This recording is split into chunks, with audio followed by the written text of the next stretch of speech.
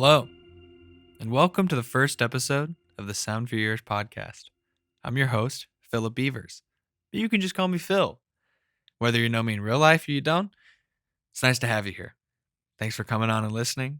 I'm super excited for what this podcast is going to be. This is really just kind of an outlet for me to ramble and an outlet for you to hear me ramble. Because who doesn't want to hear that? You know?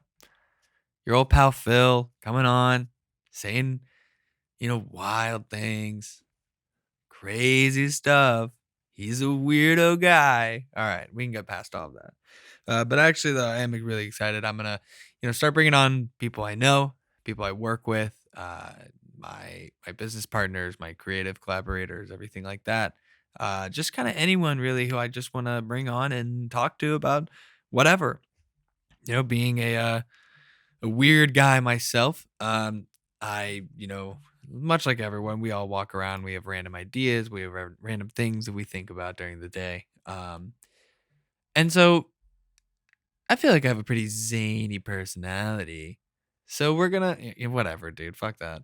But yeah, this is really just something for everyone to be able to sit back or be doing chores, going on a trip, going on. I don't know if you guys can hear that. There's a fire truck. That being said, first off, real quick, I'm in New York, so if you hear sirens, screams, whatever, that's the city, baby. Anyways, this podcast, I really just want to be something for anyone doing anything. Just needs something to put on. I know myself as a avid podcast and music listener, I just kind of listen to a whole lot of things when I'm doing chores or if I'm doing whatever it may be. I like to listen to something. We like to listen to things now. It's nice to not feel alone per se, I guess you could say. But yeah, so this is really just kind of it'll be uploaded twice a week, every Monday and Friday between the hours of 9 a.m. and noon. I almost said midnight. Can you imagine? It's like that's most of the day, but whatever. Um, yeah, this will be something for, your weekend. You got something for the weekend, you got something for the week. Or maybe you save it. Maybe you're a conservative listener and you're like, "No, I'm gonna save this for a rainy day." These are rainy day casts. That's what this can be for you. It can be whatever you want. It's open source. This is an open source podcast. It can be whatever you want it to be for you. And if you want me to talk about something, DM me at Mophead Records or email me, phil@bay1entertainment.com. And or if you know me in person, text me. Let me know. I want to know. I want to know what people want to hear. I want to know what people want to talk about. I'll tell you what, it'll be a garbage take, no matter what it is. And that's what you came for, baby. That's what you're here for. Garbage takes. Why else would you be listening to me? Come on now. We both know what this is. We're not lying to each other. But yeah, my name's Phil. If you don't know who I am, I'm a lot of things. I'm a sound engineer, music producer, film producer, media content creator, whatever. If there's a hat, I'm putting it on. No, but I am the co-VP of Bay One Entertainment. That's why my email is phil@bay1entertainment.com. We are just a media content producing house, narrative, commercial, educational, documentary. Within narrative, do you want to do feature? You want to do short? You want to do whatever? We try to make any and everything happen. We like to use all medium because not every story takes one art medium. Some mediums are better than other for certain stories, and that's what we like to try and find. That's what we like to try and experiment and kind of keep everyone and ourselves on our toes with all that kind of stuff. So enough shameless promotion of my own company. Let's get down to the nitty gritty things. You know what I mean? Let's get down to the nitty gritty. First off, I might date myself a little bit with this, but we'll get right into it. Eddie Murphy recently got an award at I think it's the Academy Awards, and he gave advice on how to be successful. And one of the things was like work hard, whatever. And one of the things he brought up was keep Will Smith's wife's name out your fucking mouth. Which is funny because obviously him and Chris Rock are good friends, being, the comedy stand-up powerhouses that they were during their prime and during their reign, and then eventually going into what most stand-up comedians who do well go into is just comedic acting because it's really all the same. It's all showmanship and performance. But what's interesting, I think, too, about bringing in comedians is that, with actors, I think what you're trying to do is be able to play whatever you need to play to fit the role or to fit the story or to, whatever, to get the job, I guess. But when they start casting comedians, they do it almost like specifically to try and cast that like an act, you know? Like you bring them in to be like, "Oh, if you like his humor, then you'll like him." And that, but it's like, well, unless they wrote it, technically that's not their act or like their bit, you know? Like, take Dane Cook for example. Like, he didn't write some of those movies that he was in at the, top of his career or whatever, his like peak hotness. He didn't write those movies. But you go see them to be like, I'm seeing Dane Cook, which was like so funny that he was like the hot guy. And you look back and you're like, he's the most average guy. But then it's like, he's a comedian, he's funny, he's got charisma, he's silly, he's not afraid to like, embarrass himself, I guess, or to be weird and like, be confident within that. That's like a big thing for it's not even like just women, it's really just people in general just like that, and that's why we all, gravitate to it. I know, some cis white straight dudes or just cis straight dudes are gonna be like, "Oh, man, no. I just like him because he's fun." It's like, "No, you're a little bit attracted to him, it's fine." Like, that's that's the appealing part. He's appealing to you, it's fine, but that's what it is. So just do that, you know what I mean? And if you have an argument about that, don't wanna hear it, don't care. I'm gonna keep that opinion no matter what, and there's nothing you can do about it. Um, but also about that Will Smith joke that's funny to me, um, is that I love that this is still being brought up to clown these fucking millionaires. Like, I hope this never goes away. It's hilarious to me that this is even who cares about what millionaires do? And like, he slapped someone during the fucking Oscars, I believe. Yeah, the Oscars. Bro, like, what's annoying is that he did take away from some of those, like, bigger achievements that happened that night. That is really fucking annoying. What should have happened is he got slapped and then we move on, but people get so freaked out because it's such a prestigious event, something, "Oh my god, someone acted up at, like, the fucking, white tie or black tie dinner," or whatever. Like, people freak out about that because the only people who care about that shit are the people who are there and the people who want to be there and, like, I so badly wanna be in the room. Bro, like, the award shows are so fucking corny because it's like, how are you gonna try and put objective awards onto like a completely subjective form of art? There's not even within like saying, oh, well, no, but there's objective, like the categories, like lighting, costuming, like composition's not even on there. And that's a more technical thing than just like, uh, uh, uh, I guess you could say cinematography, but like, there's so many things within just cinematography and how you should like I don't know, like, there you could try and put objective things, but it's technique does not necessarily create an objective category for judgment, you know?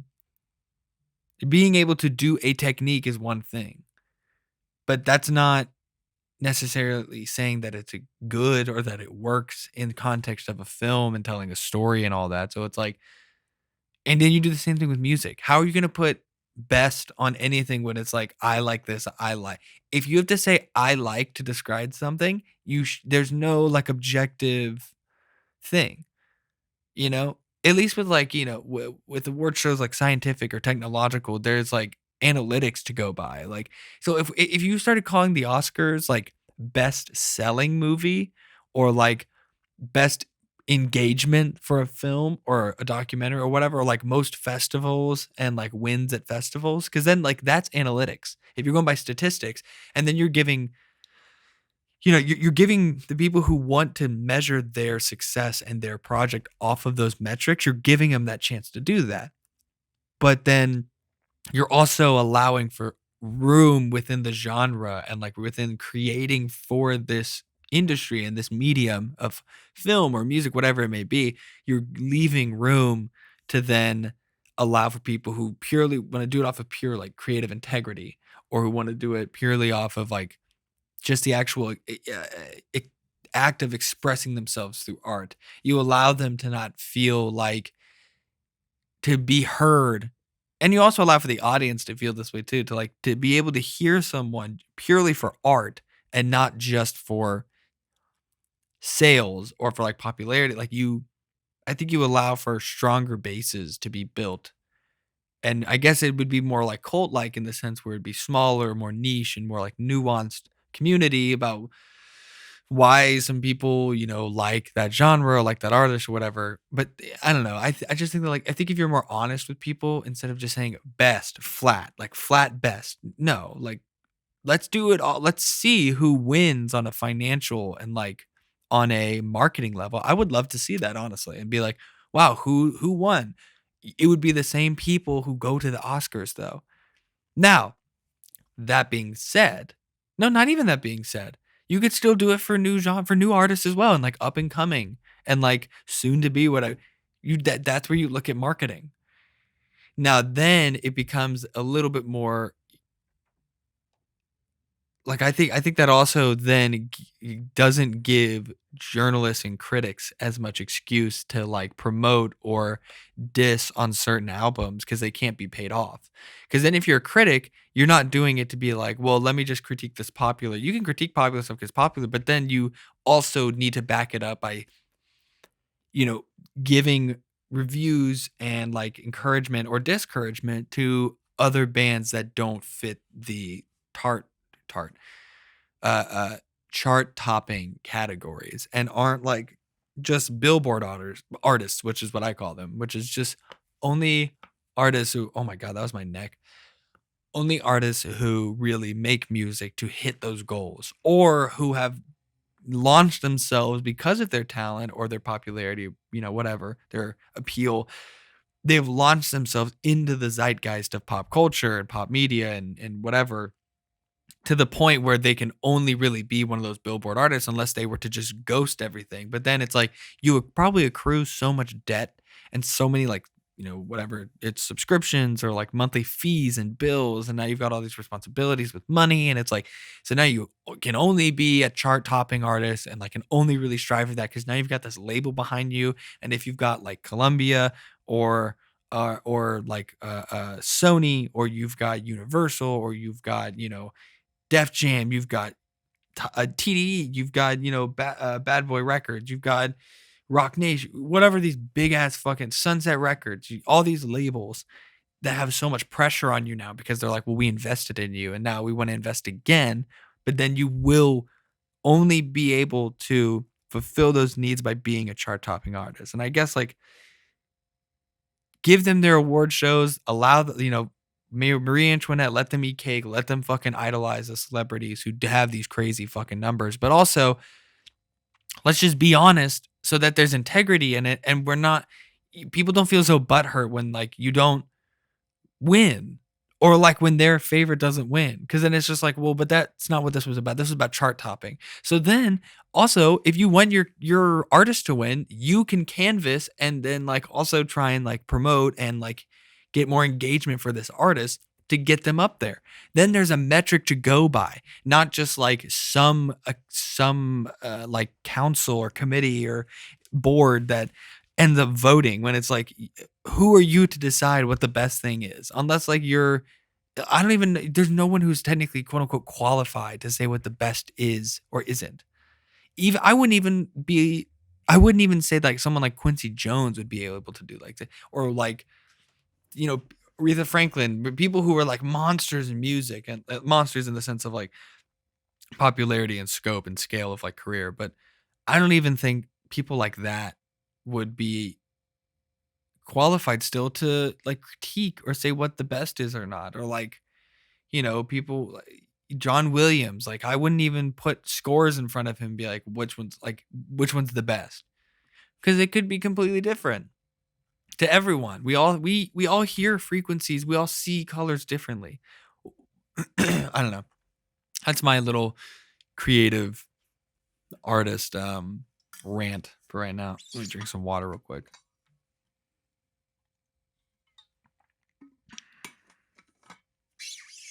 I think it's just funny to me. But then to go back to it, this third reason I wanted to bring up the Eddie Murphy thing. I want to hook up with a woman who has no hair. I want a bald bitch, biatch. You know, I want to see what that's like just palm the top of their head while we're like kissing. I feel like it'd be really interesting, honestly. And I mean, like, you could do short hair. I've hooked up with girls with short hair and, dudes with short hair, but never someone who was like shiny bald or like just a number one or a number zero on the Clippers type shit.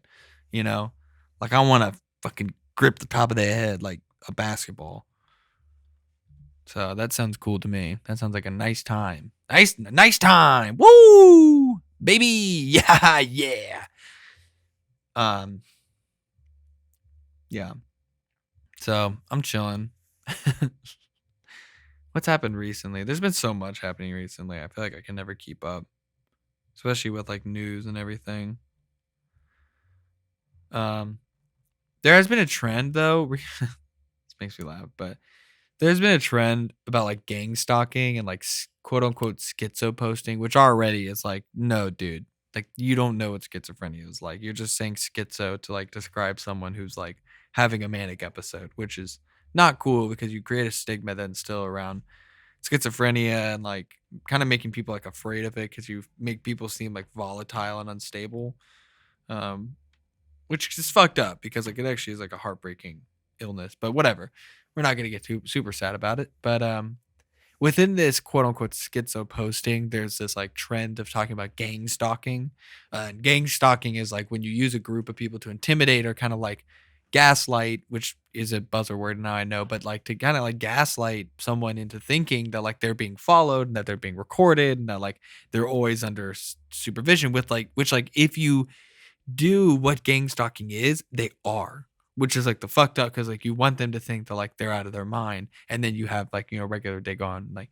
So if you don't know what gang stalking is, it's when you get like you have a target, and you basically like set up like a Truman Show esque type of situation for them where everyone's in on it, everyone's like looking at them or acting weird or like you have people just kind of like walking by multiple times, like making them like think that reality is surreal or like or like fucked up, making them think that they're crazy basically. So I've been like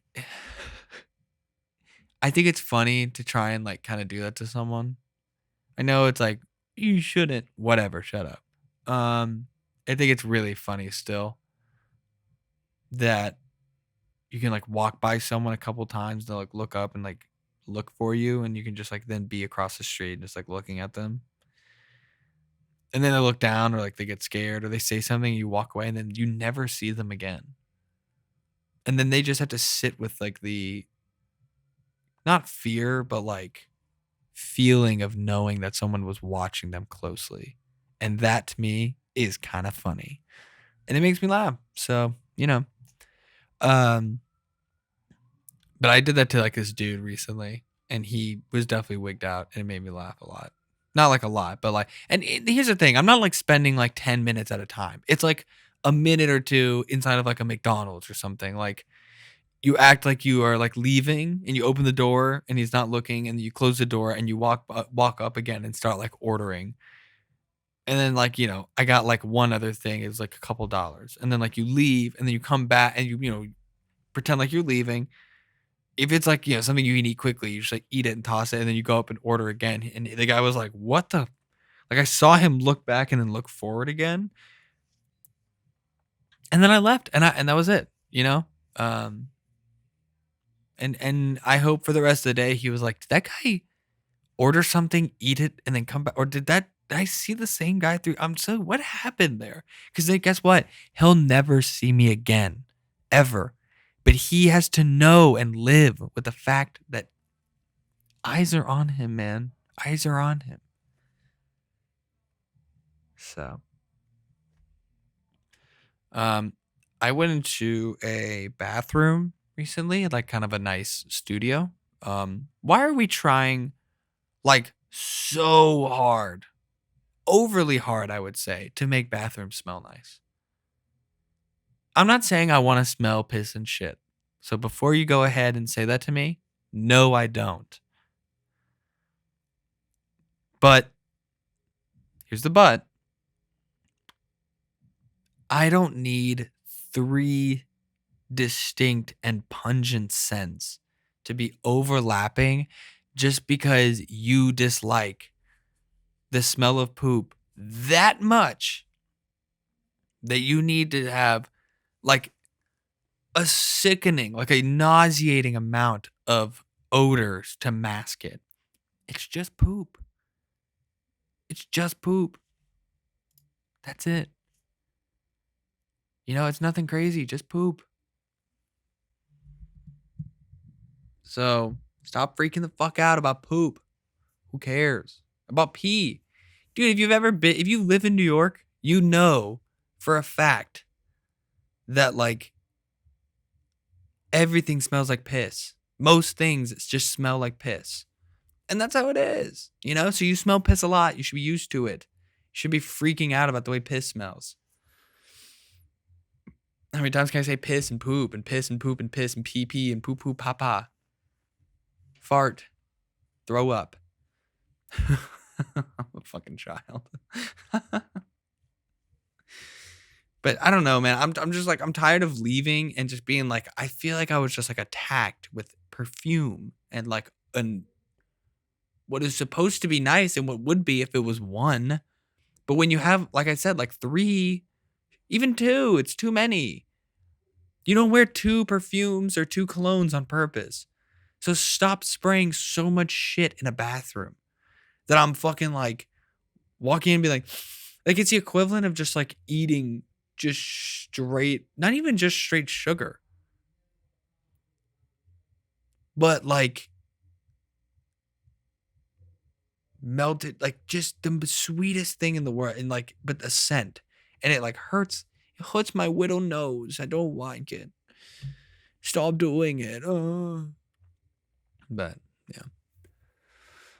I'm having a hard time in my life differentiating sometimes between push and pull doors. I know that there's like a science or like a like marketing, not marketing, but like there's like a thing that they have done where I don't remember where I read about it, but I remember reading about this like almost like science behind push and pull door handles and how they're supposed to inform you whether it's a push or a pull.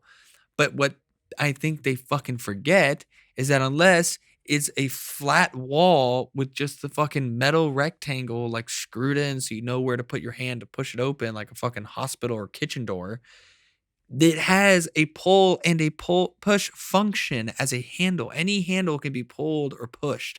If it has a way to grip it and it has a way to like maneuver it as an extension of the door to manipulate the door, it has a push and a pull function. So there's no way to really inform or like, forecast what it's going to be necessarily. And as someone who gets it mixed up a lot, I would like that we just have more concrete and more like definitive lines on what is a push and what is a pull so that we know what the fuck is up. I'm tired of them using either the bar that goes all the way across or like little rectangle, like you can kind of slip your fingers in and like push or pull it. That one should be more pull, right? You would think, but I've seen it on push doors. So either we cut it the fuck out with that bullshit or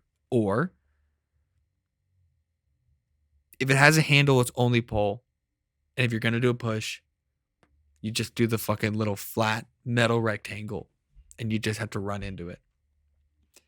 Unless it's like for a disability. But then I feel like the handle on for pushing and pulling is also just as ableist as not putting anything at all. Because for the people who can't use the door that has no handle, there are people who can't use the door that does have the handle. So someone gets fucked. Who are you going to choose? You're going to play God? Huh? You're going to play door God over here? You're going to play fucking door God? I have decided. Fuck you to this one group of disabled people. You're a piece of shit for that, door God. Fuck you, dude. Fuck you. How about that? dick.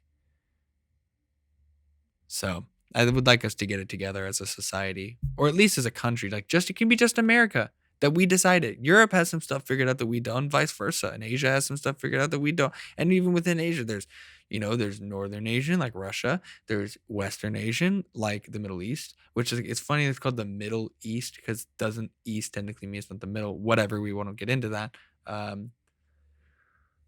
But yeah, some people have other things figured out. I would like for America to be the one to solidify what the fuck is the push and pull narrative and what the etiquette is on push and pull. So, chop chop, snap snap, get on it. Thank you. So it's a good time. It's a really, really, really, really good time.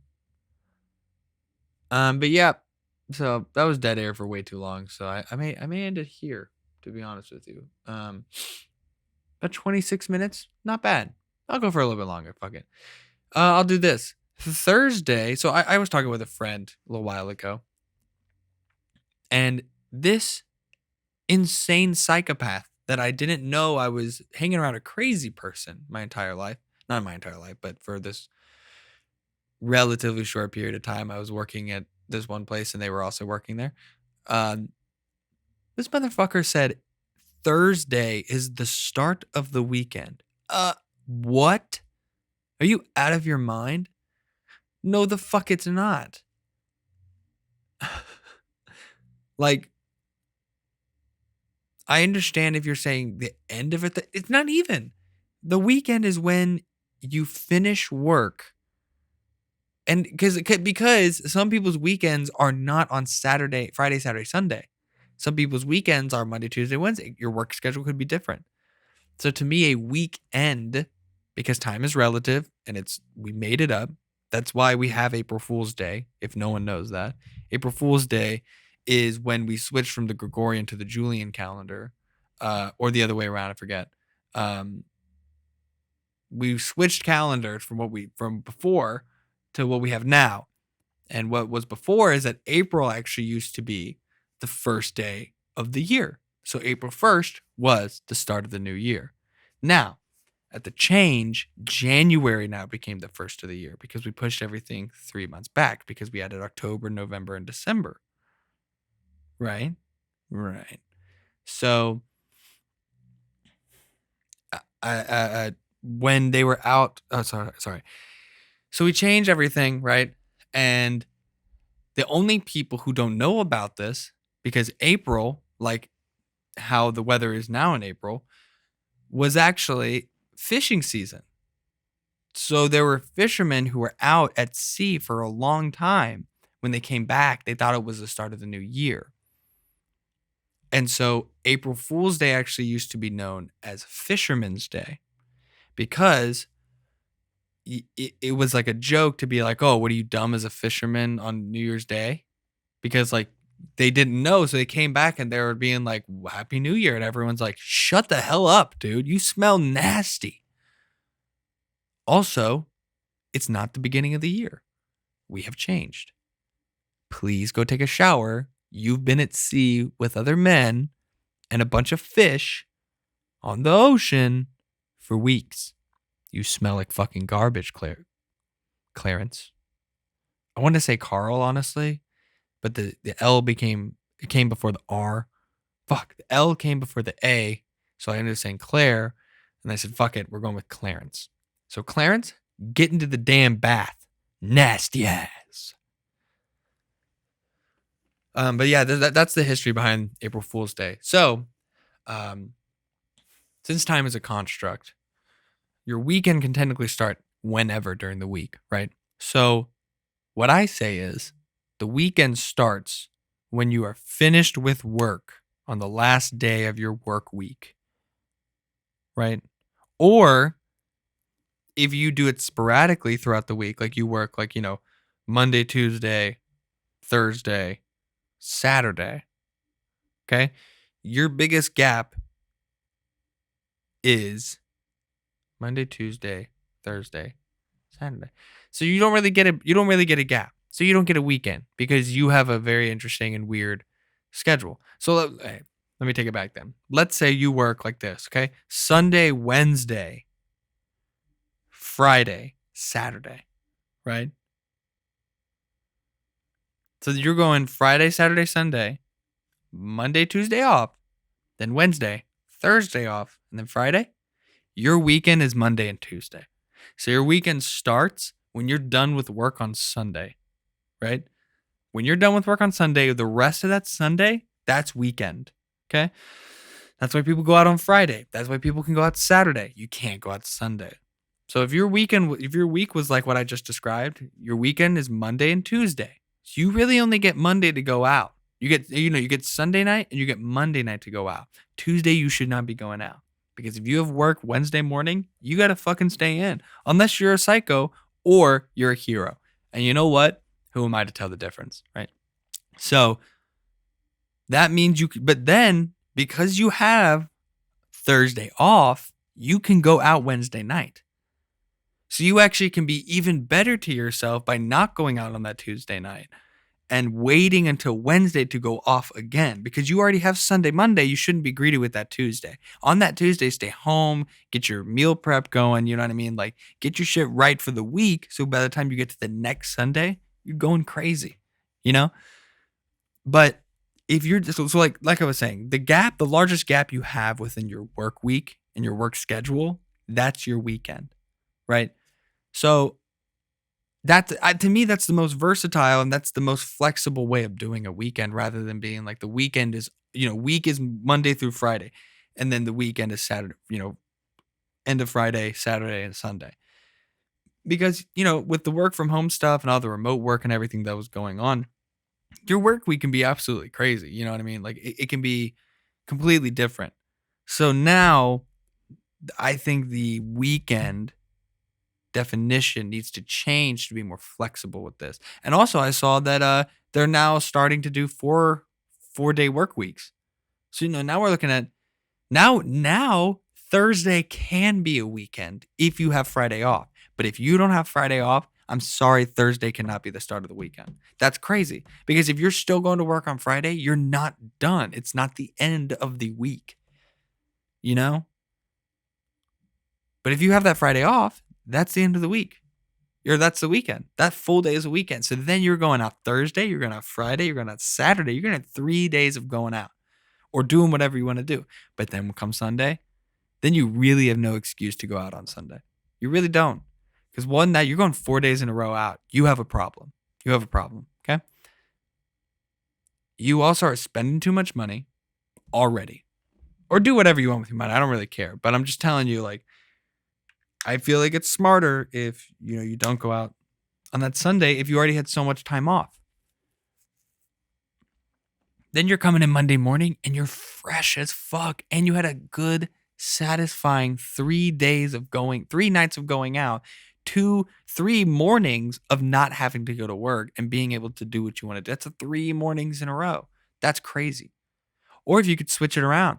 If I'm going to be honest, I would rather have a Saturday, Sunday, Monday off rather than having that Friday off, because Mondays just feel like shit.